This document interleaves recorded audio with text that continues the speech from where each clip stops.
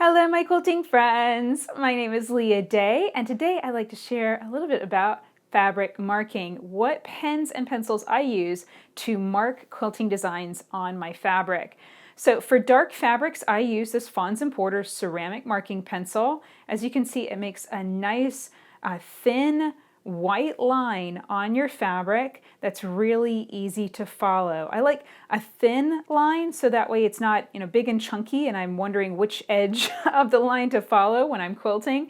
I want that to be just a very thin mark. And I also, the most important thing I should say about any marking pencil is the ability to erase it, because this is kind of a magic trick. We want the design to go on, we want to be able to quilt it, free motion quilting, and then after it's quilted, we want it to erase completely. So with this ceramic marking pencil, the eraser is on the end, and all you have to do is just erase lightly with that eraser. And I should say, as you are quilting with this particular marker, it's going to fade your lines. And that's something that you really want to kind of keep in mind. If you are marking an entire whole cloth quilt, and that quilt is pretty big, you're going to have to stop and probably remark it at some point, because the marks are going to get faint. The more you handle, the more your hands brush over the quilt.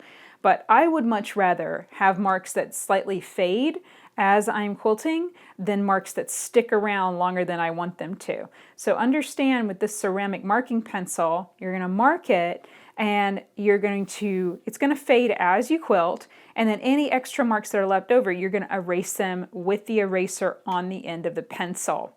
So this is the one that I use for any medium to dark fabrics. As you can see, this is one of my Quilting Creations stencils, beautiful sunshine, and that marked up really nicely on this dark purple fabric. So what I do for lighter fabrics, where I have a quilt that I have been hand quilting, I do little demonstrations occasionally at Heart Square, and this is something that I would pull out and do some hand quilting demos for.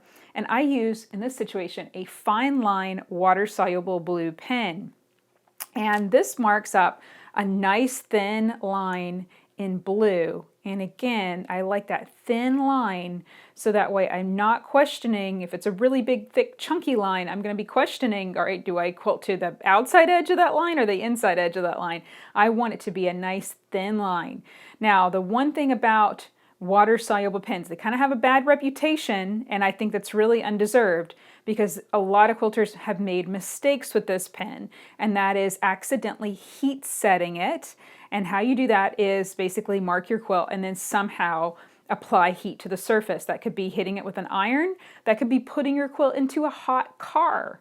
Okay, so once you mark your quilt, you have to kind of think about it as, okay, this needs to be quilted and finished without getting hot. And that means that if you're marking a quilt top, you want to make sure that your fabric is already pre-washed, starched, ironed. Anything that you're going to be doing to it has already been done, so that you can put your marks on, you can then get the quilt quilted and then wash the marks out completely. And that's another thing that a lot of people make a mistake with this marking pencil, and that is not washing the marks out properly. You cannot spray water over the surface. That is not going to work. It's just going to dissipate the marks. You must soak the quilt. And I typically will soak my quilts in the bathtub in order to remove the marks completely. So remember, the marks on your quilt are a disappearing, it's like a magic trick. You want them to go on, you want to be able to follow them to quilt your quilts, and then you want them to go away completely. And I promise you, if you soak your quilt completely in water, and it will completely remove this mark, so long as you haven't accidentally heat set it.